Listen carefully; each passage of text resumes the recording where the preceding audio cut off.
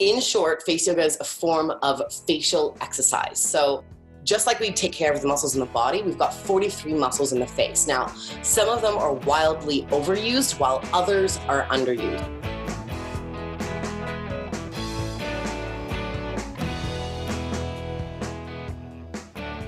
This episode is brought to you by Sophia Ha, the leading provider of natural alternatives to invasive cosmetic procedures.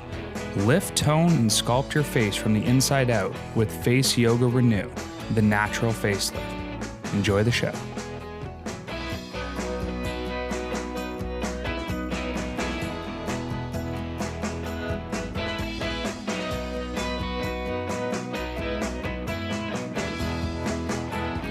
Welcome back to the Prospecting Show.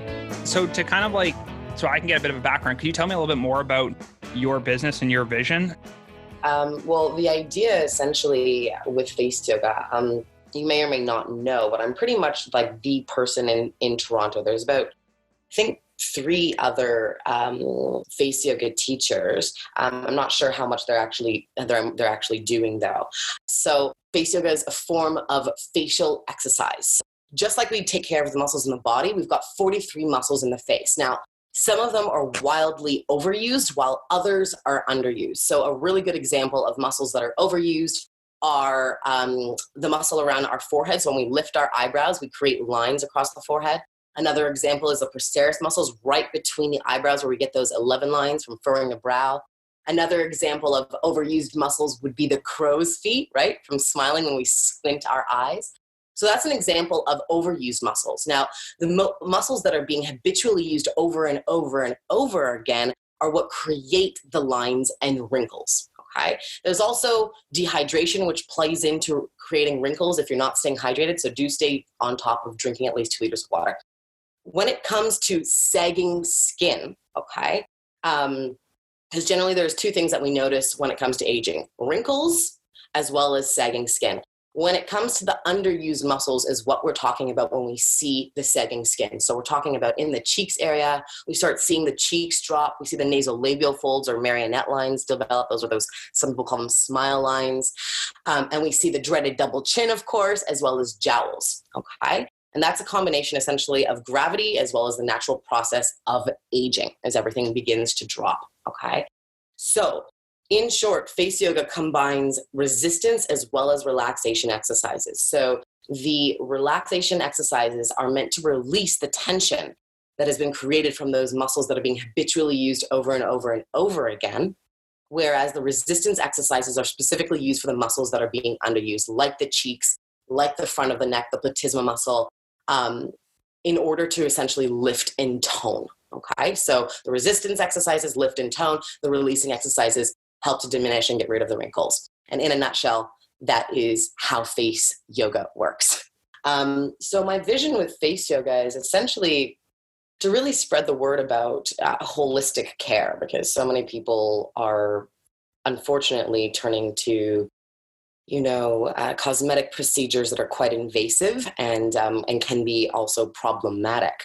So my vision with face yoga is essentially to eventually create online programs for people to follow. Right now, I'm doing one-on-one coaching as well as workshops.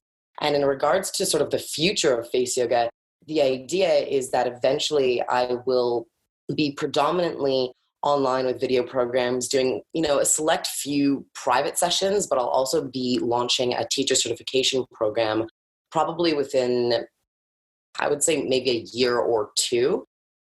Just because I'm trying to get people a little bit more familiar with face yoga before that actually happens. And what kind of started that kind of outreach? Like why face yoga? How did that kind of come about? Yeah, that's a really good question. So at the time, this was 6 years ago, so I was living in Indonesia, and I was on a trip of essentially self-discovery. And I was really, really depressed. So I had taken this 1.5 years off just to travel Southeast Asia solo with a knapsack and sort of rediscover myself, which I guess sounds a bit cliche, a little bit like that sort of eat, pray, love story. But it wasn't quite like that. It was really a romance with myself. So At the time, I was living in Indonesia, and prior to that, I'd been living in Australia working for a marketing company, and I was really stressed out. I had gotten out of a really terrible relationship, and everything was showing up on my face. So I say a lot that stress shows up on our face, and it really, really does. So by the time that I got to Indonesia, keep in mind I'm only 28, every time I looked in the mirror, all I could see was this gigantic line that had developed across my forehead from being so stressed out, and constantly lifting my eyebrows, being animated and communicating with people. But the fact was that I was so unhappy with my life that it came to the point that I was having a difficult time even looking at myself in the mirror. I would get to the point where, I had been at the point, I guess at that point, where even seeing myself in the reflection, I just couldn't actually handle facing myself. Now, there was the aesthetic aspect, which was essentially seeing premature aging. And again, that came from, combination of not taking care of myself as well as just being very stressed out. The sun in Australia certainly didn't help either with that. But I basically felt that I wasn't able to really confront myself. So I started doing a lot of internal work with a separate project that was essentially all about critical thinking.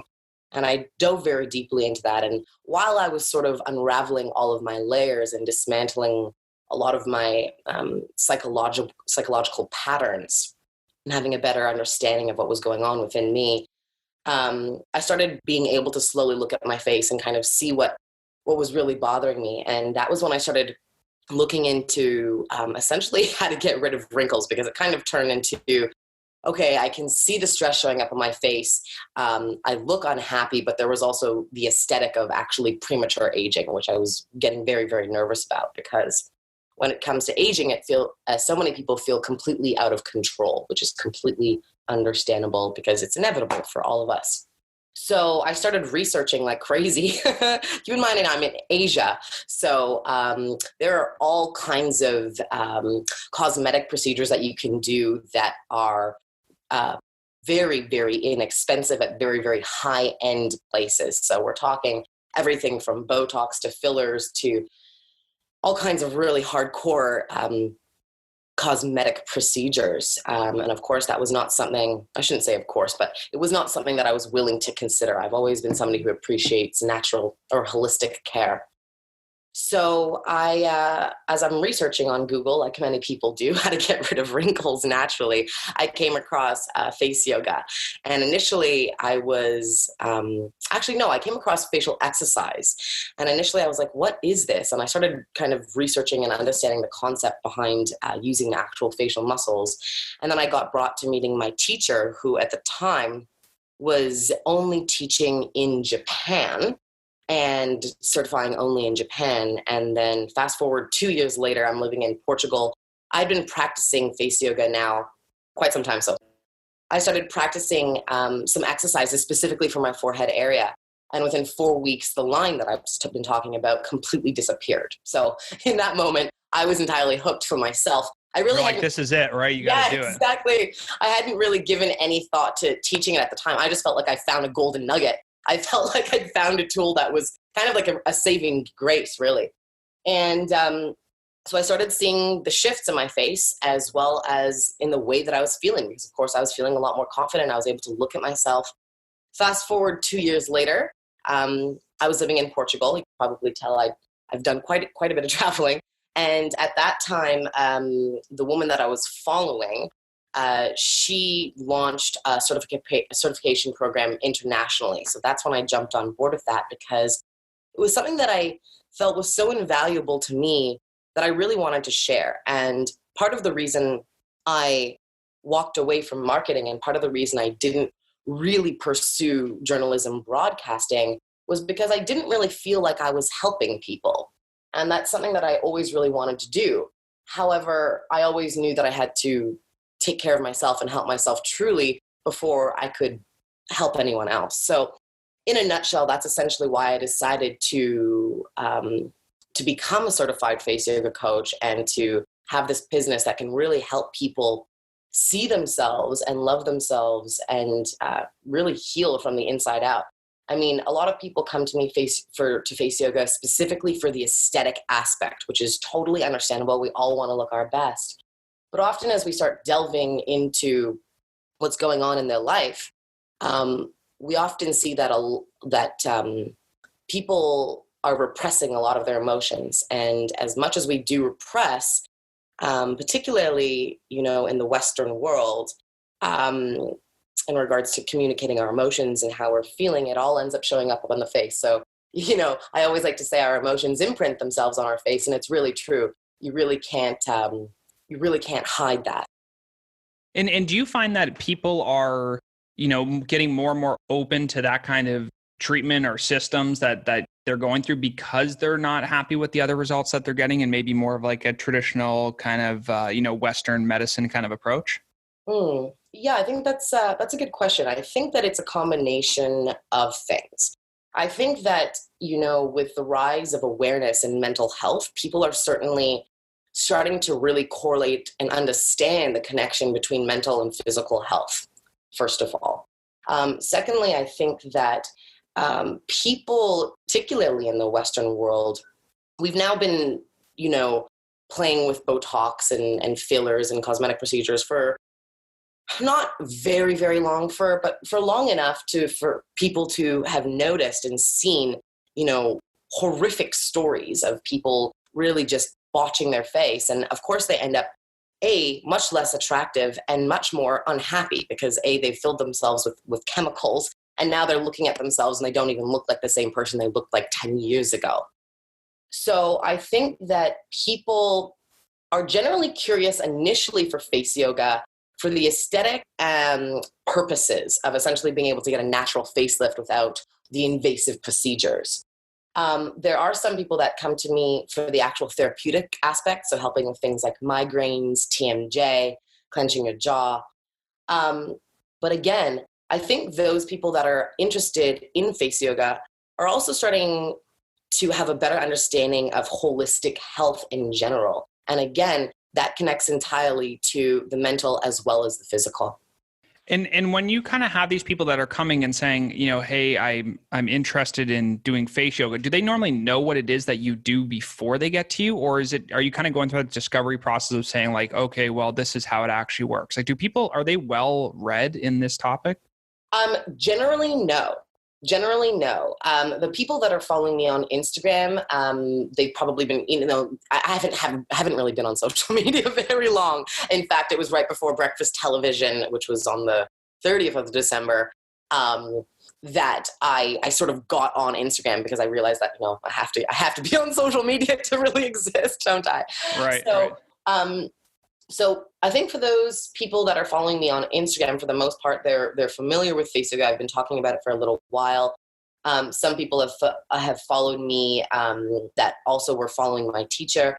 But in regards to my workshops, particularly for my introduction to face yoga workshops, I would say 80% of the people have no idea what face yoga is, and they're there to figure it out. The 20% have heard about it, and they want to try it out for themselves because they've seen on some sort of social media platform the results. Generally, after the intro workshop, people are hooked and either come to my themed workshops or to my private sessions or both. So in answer to your question, the majority of the time, I am explaining what face yoga still is. It is catching, and I would say, from a year ago, I would say the awareness has increased by probably about, this is just I don't actually have numbers, but maybe about 35%. So it is increasing and pretty quickly. So yeah. And with people having the greater awareness, do you find that people are coming to you that already did something like Botox, or is it more so that they are, they know there's going to be an alternative and they haven't yet done it? Like, are you trying to undo some stuff, or is it people coming to you trying to get a solution before they go down that other road? I've had about 30% of my clients have cosmetic procedures in the past. An array of actual surgery as well as Botox. Now, when it comes to Botox, let's just say somebody had just had their their Botox injection, a few weeks ago, there would really be not much of a point for me to be working with them in that particular area of their face that they've Botoxed. However, once the Botox starts wearing off, I can certainly start working with them. Now, let's say they've Botoxed their forehead. Well, we can still work, for instance, with the lower part of the face, like the cheek area, for example, the jowls and the double chin. So that's not a problem. The issue is that sometimes when people get Botox, they have a difficult time, essentially, because what you're doing when you have Botox, and I'm not an expert on Botox or fillers, to be honest, but essentially what you're doing is you're freezing the nerve, so you're not able to actually move the muscle. And in that case, sometimes what happens is other muscles will overcompensate. So I always do a consultation with all of my clients just to have a really good understanding of what they've done so far up until now, if anything, just so I can make sure that I'm best helping them. And when you have these, people that come to get a treatment with you, how does that actually work? So is it one session? Is it multiple sessions? Are they doing stuff at home? Like, maybe break that down for people who've, never seen it. I mean, Yeah. I'm familiar with traditional yoga, and that seems to be kind of a recurring type of, process that people are going through. Maybe they're doing it daily, weekly, whatever it is. But with face yoga, how does that work? Yeah, really good question. So a few things. In regards to my actual services, I have a one-off intro session, and then I have a 4-session package. Generally, I like to have people doing the 4-session package simply because I can follow up and I can see the actual progress, okay? The most important thing is just like, think about working out your body, right? If you had no idea about working out your body, it wouldn't make much sense to go to the gym and start lifting, bench pressing really, really, really heavy weights, right? You could really create some damage. So sure, absolutely. There's actually been a couple of times where I've had clients come to me after trying to practice on YouTube, which is really, really not advisable, okay? And the reason is because if you don't know what you're doing, you can actually create more harm than good, meaning you can create more lines, you can even create more tension in the face and your jaw. You already have TMJ. So you really do have to be cautious. Essentially what I'm doing is I'm essentially a personal trainer for your face, okay? Okay. So when it comes to one-on-one sessions, what I do is first we will do a consultation. I'll send you a questionnaire just so I have an understanding of what your lifestyle is, because just like any form of exercise or yoga, right?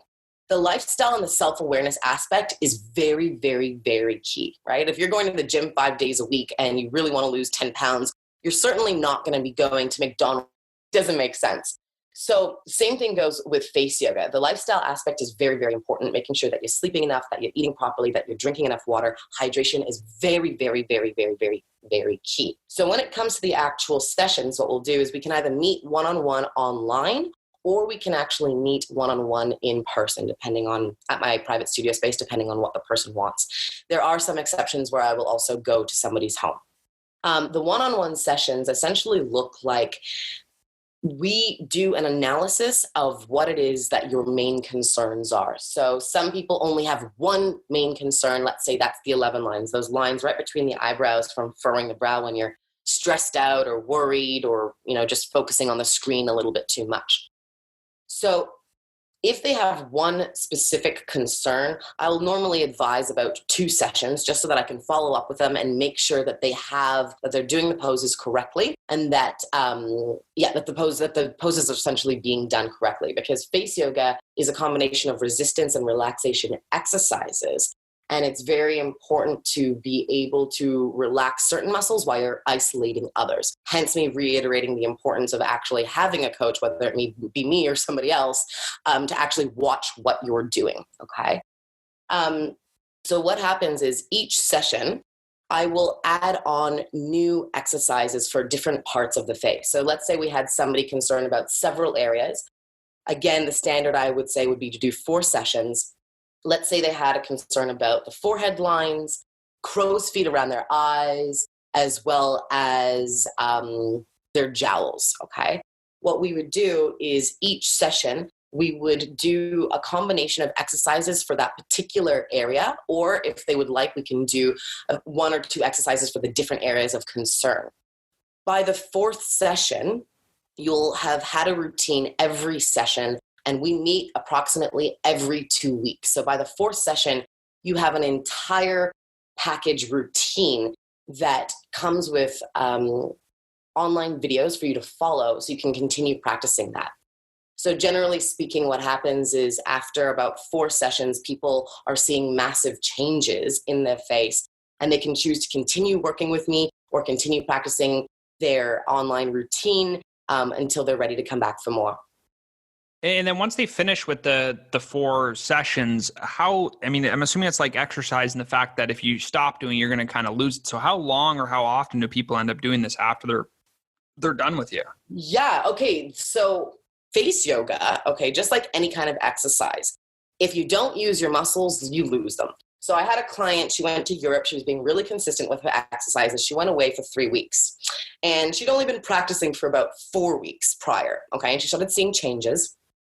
She had a lot of asymmetry that had been created from having her teeth removed, okay, which is very, very common. We start chewing on one side. So often after dental surgery, we will see asymmetry, and asymmetry is often something that is created as we age through habits, okay, but that's maybe a different part of this interview. So she goes to Europe, and she messages me in the 3rd week, and she says, Sophia, I haven't been practicing for the last few weeks as I've been here, and I've noticed that my muscles seem to have gone back to where they were. That will absolutely happen, okay? It's just like going to the gym. You know, you're building up muscle for 3 months, and then you stop for another 4 months. The muscles will certainly fall back into the place that they once were. So consistency is key when it comes to face yoga. It's like any other exercise regimen. This is not an overnight fix. This is a lifestyle change. So this is something that you would implement, and this would be part of your lifestyle, just like any other exercise routine. And so when you go through the process of doing it, is this something that's, a couple minutes, it's a couple hours? Like how long would somebody do it within a day? So they might do this every day, but then within each kind of session itself, how long does that take when they're on their own? Yeah, so the actual sessions that we do one-on-one are an hour, but when you're off on your own doing the actual routine, the routines will take anywhere between 5 to 15 minutes daily. Okay, so it's pretty easy for people to kind of fit that into their schedule then, especially because they don't actually have to go to a gym like they would for standard exercise. Exactly. And what's so cool about it is that you can do it anywhere. Once you have the exercises, when you know what you're actually doing, when you've got the exercise, when you have the exercises memorized, you can be anywhere, anytime doing them. Okay. So you can be cooking, you can be, breastfeeding if you're a mom, you can be driving on the way to work. So that's one really great aspect is you're right. You don't have to show up to a gym. It's all you wherever you are. And another great thing is it becomes so easy when you know the exercises because you're implementing them into your daily routine. So I do a morning and nighttime routine, and then I'll do a couple of exercises throughout the day just when I feel like it. So when I get up and I wash my face and I brush my teeth, that's when I do my morning routine, and then it's over, and I do the same thing right before bed. And the thing is it doesn't really feel like, sometimes I feel like going to the gym feels like real work, and you do have to put the effort in, but face yoga is so very relaxing, and it just feels so good that it kind of gives you a lift for the day. And if you're doing it right before bed, it kind of puts you into a very relaxed state. So a lot of people, find typical exercise regimens challenging to keep up with, but when it comes to face yoga, because it is, the reason it's called face yoga is it's so yoga-like in nature, right? So it's very, very, very relaxing. It's not facial boot camp. Well, and that's an interesting point you bring up, because I think a lot of people would think about this and try to, imagine a traditional yoga environment with doing it with your face. And I think that's like a kind of a big bridge to kind of get over, because they don't really know what you're talking about up front. But when they see what you're doing, if they visit you, on Instagram or kind of talk with you, I'm sure they'll have a better appreciation for how it actually works, right? Absolutely. And again, so essentially what I'm teaching is facial exercise. However, the reason it's called face yoga is because the lifestyle, the self-awareness are really, as well as conscious breathing, are very, very key factors. The self-awareness and the lifestyle factor are interconnected, and the self-awareness factor is probably the biggest thing. And the reason is the more we become aware of our patterns. Okay. And that ties into, psychologically as well as physically. So when I'm talking about our patterns, I'm talking about the way in which we create particular facial expressions, okay? Our habitual facial patterns. So the more we become aware of those patterns, the reason that we're doing them, okay? And there could be emotional triggers, or there could be just, on a daily basis, maybe you're on the screen all day, so you're furrowing your eyebrows all day and you don't even notice. You're not checking in with yourself. You're not checking in with what's going on with your body. You're not checking in with what's going on emotionally and mentally. So again, most of the time we're using our face entirely unconsciously. So a lot of what I'm doing is also teaching people to catch their habitual patterns so that we can start breaking them and implementing new ones in regards to how you hold your face, because how you hold your face is also the way you present and project to the world. I had an interesting conversation with a gentleman who came to me. And the reason that he came to me was he was constantly being asked by his kids if he was mad, if he was okay, or if there was something wrong. And the reason is because he's working a very stressful job, and he's constantly, again, coming back to the furrowing of the eyebrows, furrowing his brows. So he has those very deep lines right between the brows that we call 11 lines, that are sort of those vertical lines that go right up and down between the eyebrow. So I thought that was really interesting, because the reason that he wanted to work with me was essentially because he didn't want to look like he was angry to his children, which he was looking, even though he wasn't actually feeling that way. So yes, our emotions show up on our face, but sometimes it's also just habitual facial patterns that we're not even cognizant of.